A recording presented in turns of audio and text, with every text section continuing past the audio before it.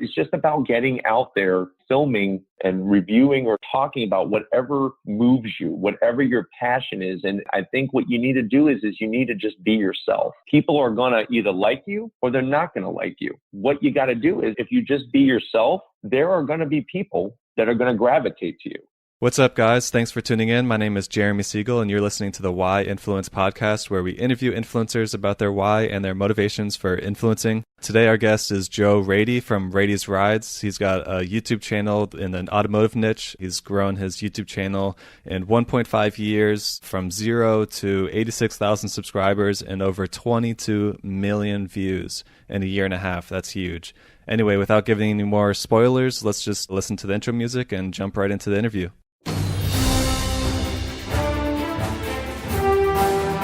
Welcome to the Why Influence podcast, where we deep dive into the why behind some of the world's most influential people. Why do you influence? Why are you an influencer? We hope to inspire you to share your voice with the world. And now, your host, Jeremy Siegel.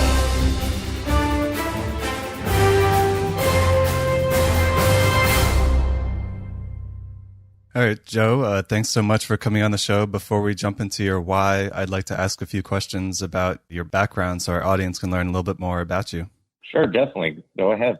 Can you tell us a little bit about your personal background and what you did before starting your social media influence? Well, basically, my occupation for the past pretty much 18 years is I was a high school teacher, taught social studies, but before that, dealing with my type of channel being a car review style channel, I've been around a mechanic shop for pretty much my whole life. My dad owned a mechanic shop for about 30 years, always was into cars, always working on things. He basically, showed me all the ins and outs of an engine. A little side story is after college, I followed a childhood dream of mine before I started teaching. Once I got my degree, I said, you know what? I want to follow this childhood dream of mine. I actually raced cars professionally for 3 years. And then that's when I started teaching back in 2001. So been an influencer of sorts kind of before this in the classroom setting. I like that. So before starting your YouTube channel, what was your social presence like? It was actually pretty minimal, to be honest with you. I had a Facebook. That was pretty much my extent because a lot of times, keeping in touch with old students that had graduated, friends and family members. But for the most part, I did the usual just dabbling in social media. Before the channel, I really wasn't a full, Instagram, Twitter, all that kind of stuff. So that was a little different for me when I switched into becoming an influencer. Yeah, I bet. So why did you start? What prompted you to just say, I'm going to start this YouTube channel. I'm going to start posting daily content. Like, what was going through your head? Like, why did you start doing this? It's kind of funny. So, I'm married to a wonderful woman. When we first met, my wife, Lori, was not really a car person. Me being into cars, she wanted to learn more. So a lot of times we would go to car shows together, and she was really great at asking me questions about different cars and what makes this car special and what's unique about this car. And one thing that she noticed was while I was telling her the things that I liked about the car, the history behind the car, she noticed other people were always gathering around and kind of dipping their ear in to listen to what I was saying. And over the past few years, she would always point out to me and say, do you see what's going on here? She's like, you need to do something with this. You need to start a YouTube channel. And I was like, I didn't know the first thing about starting a YouTube channel. I was like, who's going to want to listen to me? I don't think so. But then there was a moment back in October where I went to a car event and something just said, I saw somebody doing some reviewing of their own for their own channel. And I said, you know what? If that guy's doing it, I go to the shows. I enjoy being around cars. Why not start a YouTube channel and, just for fun, share my passion for cars, Yeah, I love that. So when you were creating these early videos, was it a conscious choice to become a social media influencer, or were you just sort of creating it out of just the pure passion and the desire to create it? You didn't really care that much if people were watching or if many people were tuning in. Yeah, I think it just happened just based off of, I love cars so much. I love the different styles and the history and all that, where I just said to myself, you know what? I'm just going to do this for me. And if people are going to watch, people are going to watch. And it's funny because, I've been doing the channel for about 18 months now. And the first 7 months was purely just iPhone. I used my iPhone for a little while, just holding it. And then I upgraded, if you want to call it an upgrade. I bought myself a $90 gimbal to kind of stabilize things image wise. And then, the issue I was having was audio. And with the newer iPhones, it's just a pain to get different types of mics set up and all that. So I actually figured out a way to use an AirPod as a Bluetooth microphone. So for the first 7 months, 1 million channel views, I did it all basically with my iPhone and AirPod and a gimbal. That's awesome, because there's a lot of listeners to this show that wanting to start out, be on a budget, and it's pretty impressive that you were able to get 1 million views with an iPhone. Yeah.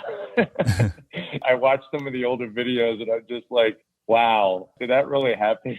But hey, it happened the way that it happened, and it wound up being great, Yeah. Well, this is a question I like to ask, and it sounds like you made a comment earlier about how you had some influence when you were a school teacher, but do you consider yourself as someone with influence, like who you are today?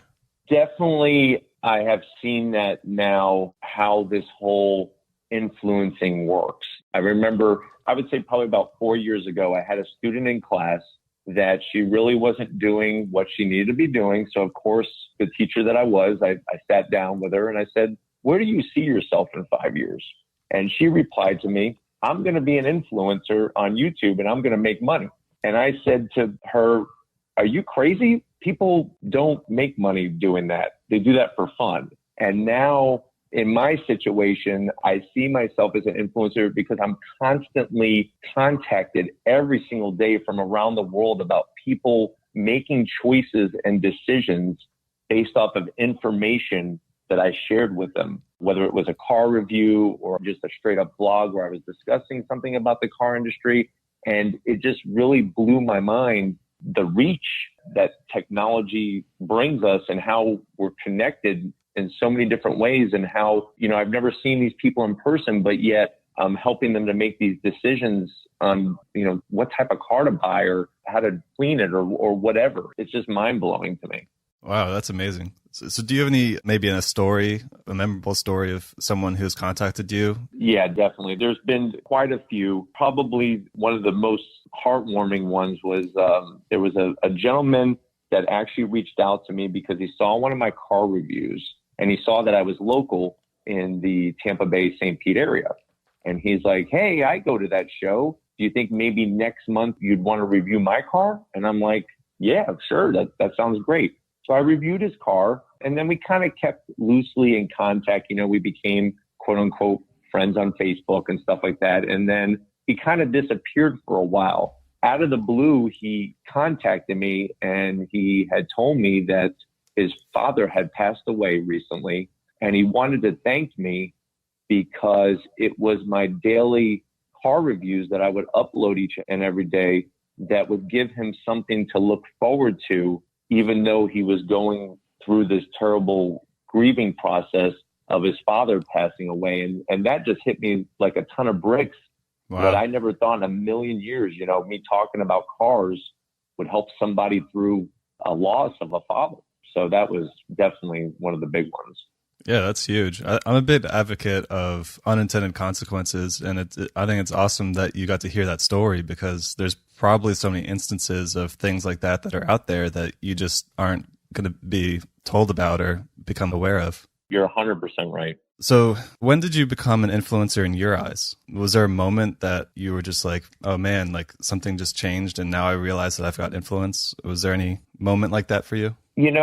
I think the first major story that somebody reached out to me, like I said earlier, I have lots of people who will email me or message me and whatnot and say, hey, they'll show me a picture of their car and be like, look at this car. I've always wanted this. You helped me decide between the two. But there's been other situations, I think one that really opened up my eyes was, another big story where I had a father who reached out to me. I guess, his son suffers from autism.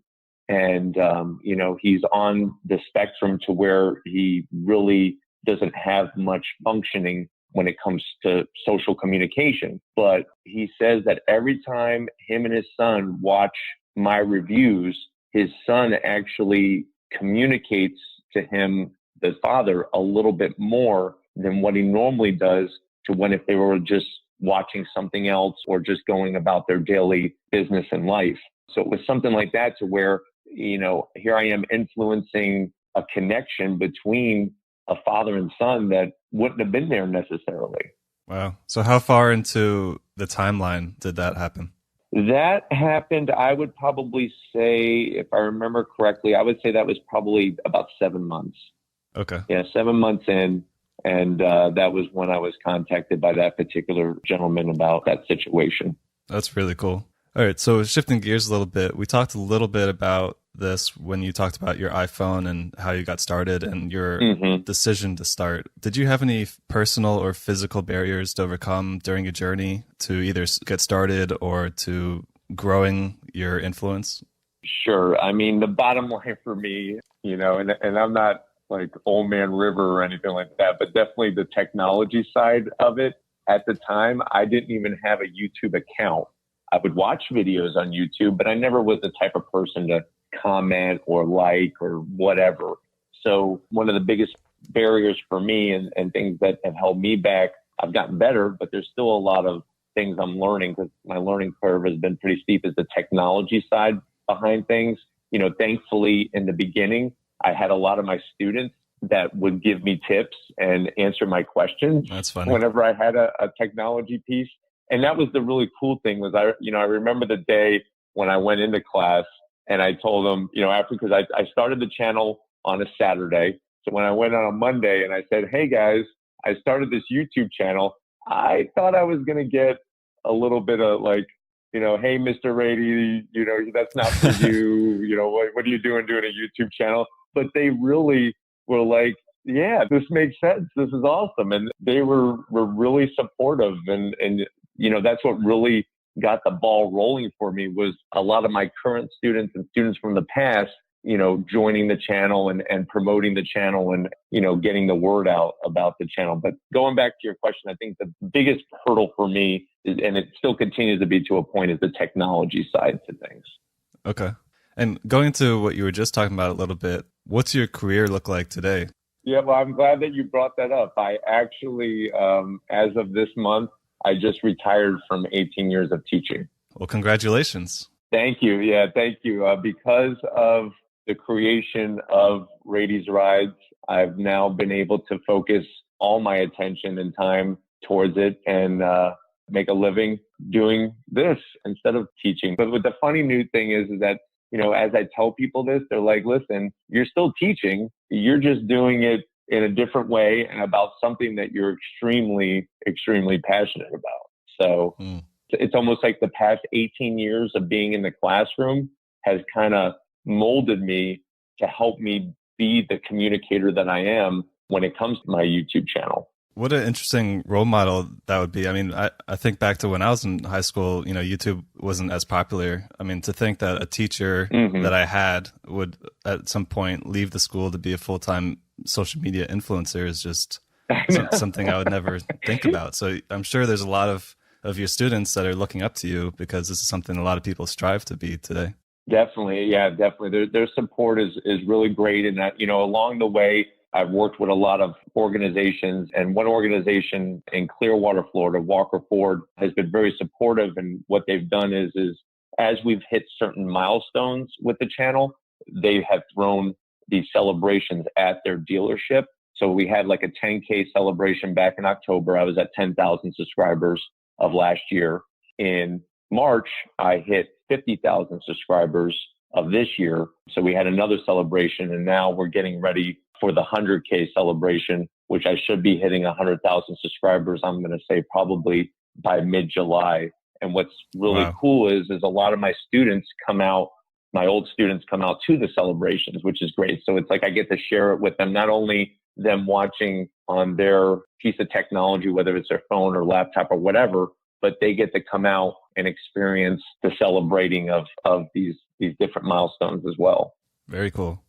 So how has being an influencer changed you? You know, thinking back to before you had your YouTube channel to where you are today, like how have you changed as a person?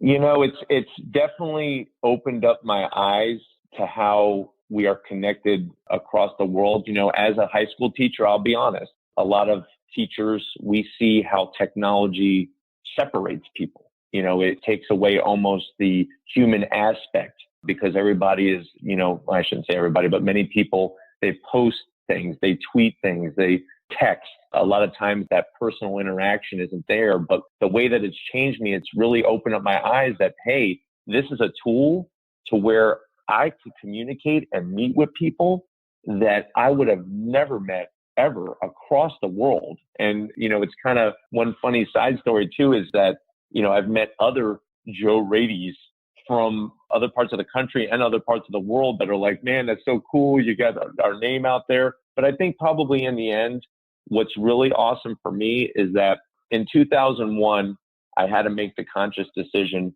to hang up my racing helmet.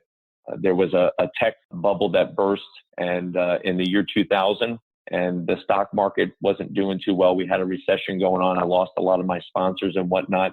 And I had to make a tough conscious decision to hang up my helmet and, you know, start my occupation as a teacher. What this whole social influencing has allowed me to do to a certain extent is be able to take that racing helmet and put it back on in a different type of way, which has really been a dream come true for me. Well, congrats again. That's just amazing. Thank you. So you're creating daily content. I mean, that's a lot of work for doing that a year and a half. Have you ever struggled with motivation? And if so, can you share an example of a time that you struggled and how you pushed through it? Sure. You know, it is extremely time consuming. One of the things that has really hurt my motivation from time to time is time management. You know, being in a career as a teacher, my day was sectioned off for me. Every 50 minutes, I would have a different class that came in. When the final bell rang, it was time to go home. That was basically, you know, my schedule for so long. With this, you know, because now I'm doing it full time, is difficult from a motivation standpoint because sometimes you can get bogged down because of all the different things that are all these moving pieces, so to speak. So for example, you know, yes, I have a videographer that films with me, but I'm doing the editing, I'm doing the uploading, I'm doing all the social media posts, all those types of things. And if you're not time blocking properly, at least for me, that kind of kills my motivation because I then look around and say, wow, it's 3:00. I haven't gotten much done today. And that makes me feel like, you know, I can't do it. So one thing that I've been working on that's been very, very helpful to help me with my motivation is time blocking and having time to where I say, okay, this is it for the day. I'm going to, whatever I need to continue, we'll wait until tomorrow. And that has really allowed me to keep my motivation high and keep on that regimen of posting every day. There's some days on certain Saturdays and Sundays, I'll post more than one video for those particular days. All right. Yeah, I think time management's really important, and I could see how that could take a play. Chunks of time and pushing things off to the next day so that you can keep checking things off your list is important. Mm-hmm. What's inspiring you most about the future in regards to your goals and dreams and where things are headed? I think for me, you know, if you would have asked me 4 years ago, hey, Joe, would you ever want to do something other than teaching? I would have said no. I mean, I enjoyed what I was doing. I like interacting and quote unquote influencing people. But, you know, because so much has changed in education in the way that teaching delivery is expected to be done, it really wasn't to my advantage anymore. I was kind of becoming a fossil in the education world because they wanted us to switch to all these other different ways to educate students rather than the teacher being up in front of the classroom doing the teaching. So with this, it has allowed me to just have these doors open that I never even existed. You know, where I see RAITI'S rides going is that it will continue to grow and to where I will have other people on board to handle the social media aspect of it. to handle the administrative side and logistics side of things. I firmly believe that the sky's the limit. I mean, I recently had an opportunity, Honda and Donut Media, which is another, Donut Media is a very successful car review style channel. It's a big channel. But yeah, I mean, they have over 2 million. They just hit 2 million subscribers. They actually reached out to me. It was funny because I actually thought it was some type of like, loaded email or something like that, some type of scam, but it was really Donut Media. And what had happened was Honda had contacted them and they were looking for 7. They wanted Donut Media to find 7 YouTube channels, YouTube content creators to go out to different IndyCar events because Honda, participates in the IndyCar series. And Donut Media, through my YouTube channel, my social media and whatnot, contacted me and offered me the opportunity to do that. So what happened was I got picked to be the guy to go to the Indy Grand Prix at the Indianapolis Motor Speedway, which I had never been to that racetrack before. So going back to what I had said earlier about how, I followed a childhood dream of mine and raced cars professionally, my goal was to get to Indianapolis because I was racing open wheel cars, Formula style cars. Wow. So here I was now getting the chance to go to Indianapolis. I not only got to meet Mario Andretti, but I also got to interview him and I received a ride in Honda's 2-seat Indy car on the actual racetrack driven by Mario Andretti. So it was like, I saw that. That was amazing. I still pinch myself every day that really happened. So, I know more of these experiences and opportunities are going to happen. And it's just great to be able to share it with other people. And it's just cool because one thing that I really have worked very hard, I think that has helped the channel succeed is for me, the channel is not about me. It's not really even about cars per se. It's about this community of car enthusiasts that I'm helping put together and connect other car enthusiasts from around the world in one place known as RAITI'S. I like that. So you've said so many really positive things during this interview, but I'd like to ask the specific question of what's your favorite part about being a content creator? My favorite part has got to be meeting the people. I say this many times as I'm going through my journey with this whole experience is the cars are great. The locations I get to go to are great, but it's the people behind the cars, just to hear a story of why a person purchased a certain car or, people's stories from the past. One thing I always bring up to people is, there's lots of cars out there. And one car that many people have an affection for is the Ford Mustang. And what's interesting is that no matter who you talk to, everybody seems to have a Ford Mustang story. Now, it may not be a story that they owned a Ford Mustang, but they experienced, there was something in their life that was an experience involving a Ford Mustang, whether it was a neighbor that had one, a friend in high school, they met their wife in a Mustang, whatever it may be. So for me, it's getting that to meet the people and share the stories. That's funny because when you said that, a story came to mind. I was riding in a friend's Mustang, or it was actually his mom's Mustang back in high school, and he went to drift a corner, and we hit the curb, and I was in the back seat, and when we jumped the curb and landed in the grass, I look to the left, and I see a wheel rolling away from us. Oh, nice. So I think you're right. Everyone has a Mustang story. Yeah. So as far as if you were to meet someone on the street, they want to be an influencer, but they haven't started yet, what advice would you give to that person? Well, there would be a few things that I would say to them. The first thing is just start doing it. Like we talked about earlier, when it comes to equipment, I have a lot of people who email me asking me, what do I need to go out and buy?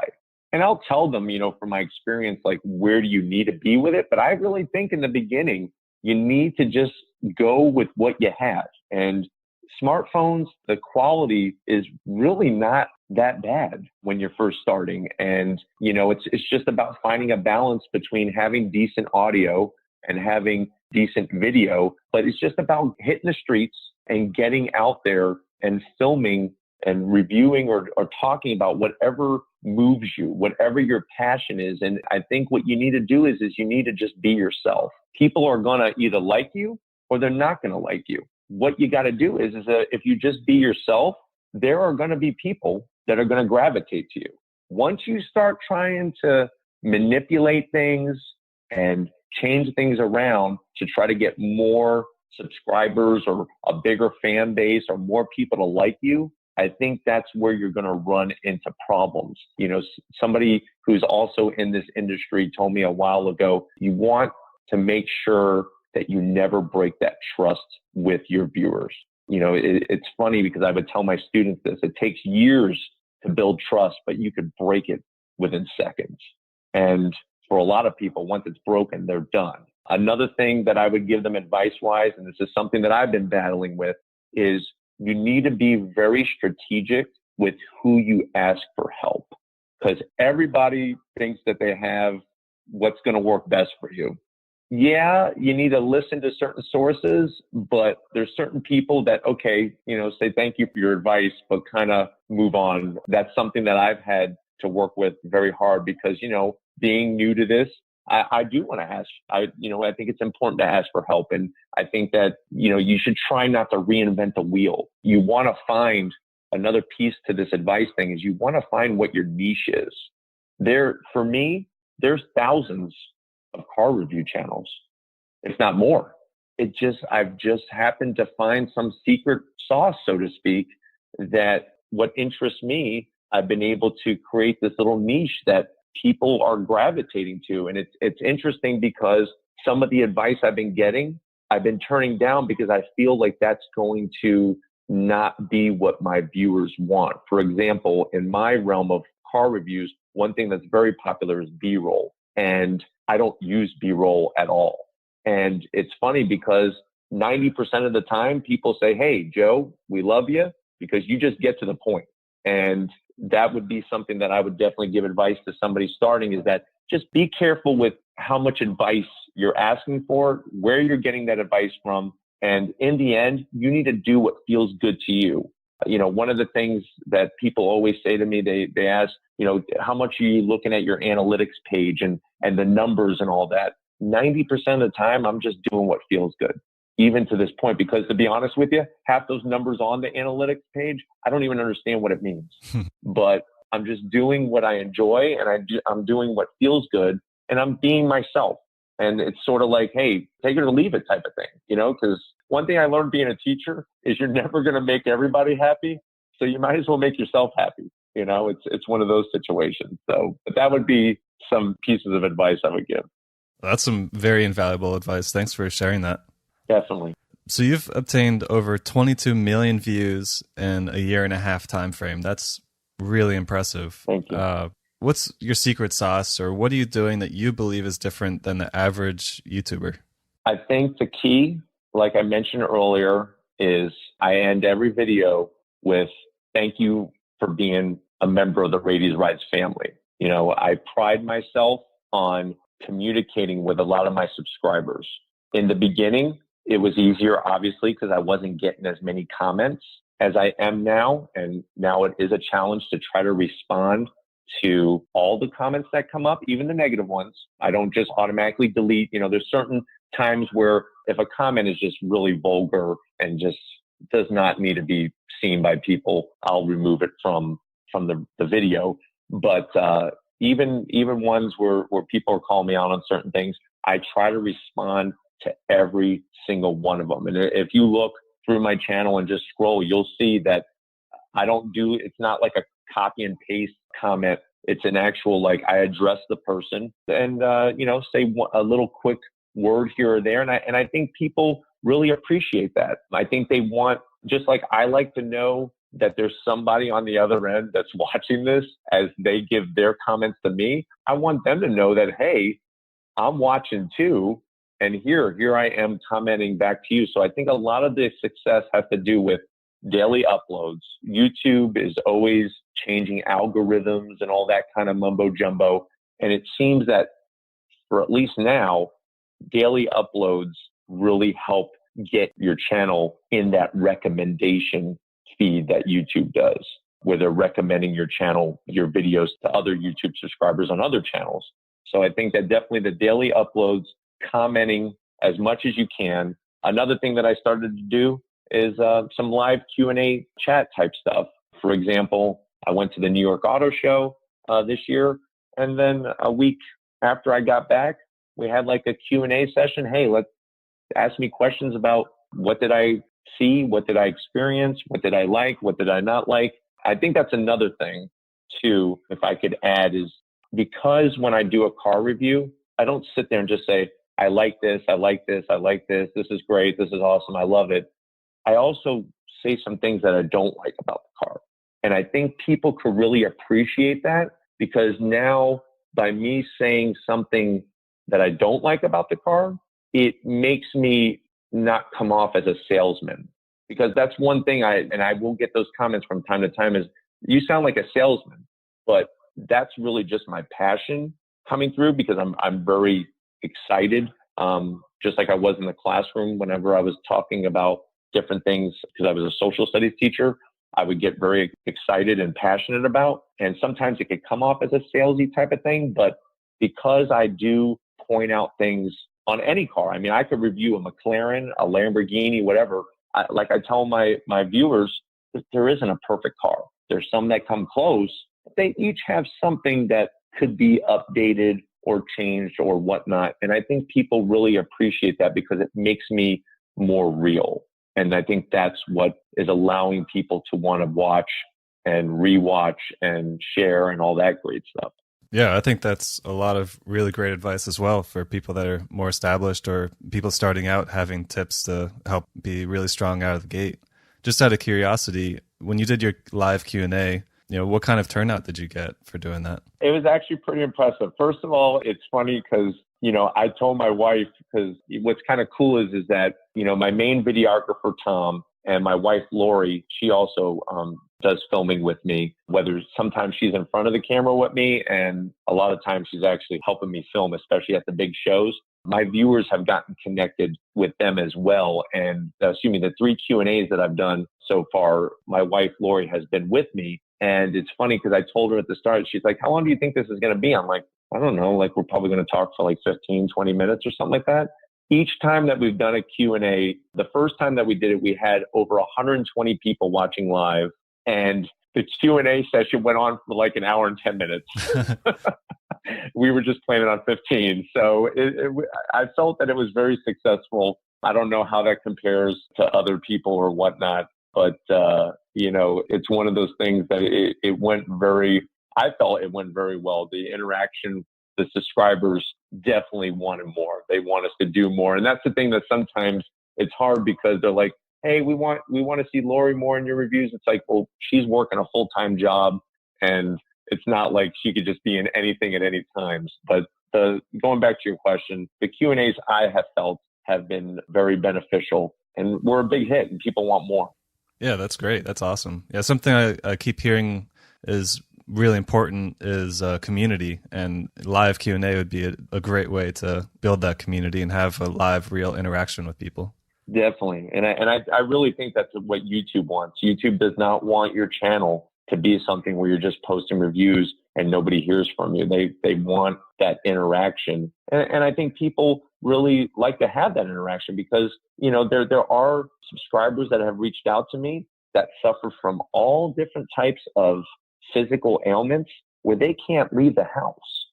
So for me, even though I'm not doing live Q&A all the time, but because of my daily uploads, they feel like they're getting this social interaction that maybe they can't get because they can't leave their home, which is kind of cool to have that kind of influence over people as well and help them with that. Yeah, that's amazing. Well, Joe, your story is amazing. I feel really empowered with just what you're sharing, because, you're following your dream and you're getting to put your helmet back on. And I think it's just an awesome story, and I'm looking forward to where you're going. So I appreciate you coming here and sharing your why. But I'd like to end the episode with giving you an opportunity to talk about your brand, your social accounts, RAITI'S rides, apparel, or anything else you'd like to share with our audience. Definitely. Well, I appreciate you having me on the show, and it's been an honor that people want to know what my story is and want to hear my story. But definitely, get to YouTube, because RAITI'S Rides, it's a car channel for everybody. Whether you are an expert, a novice, or somewhere in between, I do a variety of cars, from exotics to regular everyday drivers to muscle cars and all of that. And I'm also going to lots of different events to bring the latest cars as soon as they get unveiled or released at the different auto shows. I do have a whole RAITI'S Rides merch lineup that is through Spreadshirt, and everything can be accessed right from my RAITI'S Rides homepage on YouTube. Of course, there's RAITI'S Rides on Instagram, Facebook, and Twitter. And I do, besides the daily uploads on YouTube, I do daily uploads on all my social media formats, and all of it is original content. Especially like on Instagram, I do not use other people's photos for anything. All of my pictures are my real photos from different things that I've been going through. But definitely would love to have everybody be part of the RAITI'S Rides family, and allow me to share my car passion with all of you. Awesome. Well, I'm going to post all the links to all of your social medias and to your website in the show notes on our website. So if our listeners are listening in and want to find more about you, then you can go there and have everything in one place to find you. Awesome. Joe, thanks so much for coming on the show and sharing your journey. I hope you have a great remainder of 2019, and I look forward to seeing your influence keep on growing. Definitely. I really appreciate it, Jeremy. Thanks for having me on, and it's been a pleasure. Wow. Just wow, right? This is the end of the episode. I just wanted to thank you guys for listening in. I wanted to thank Joe for coming on the show, and what a powerful story. I mean, this guy, he was a race car driver after graduating college to give that a shot. And then the markets turned. He had to put his helmet up and get a career as a teacher, where he loved his career, didn't plan on changing anything. And then he was able to shift into getting back into cars. And now he's being surrounded by race car drivers. And, who knows, maybe a year from now or 2 years from now, he's going to be back in the racing seat and driving. We'll have to bring him back on the show and find out where he's going and where he's headed and get some updates from him.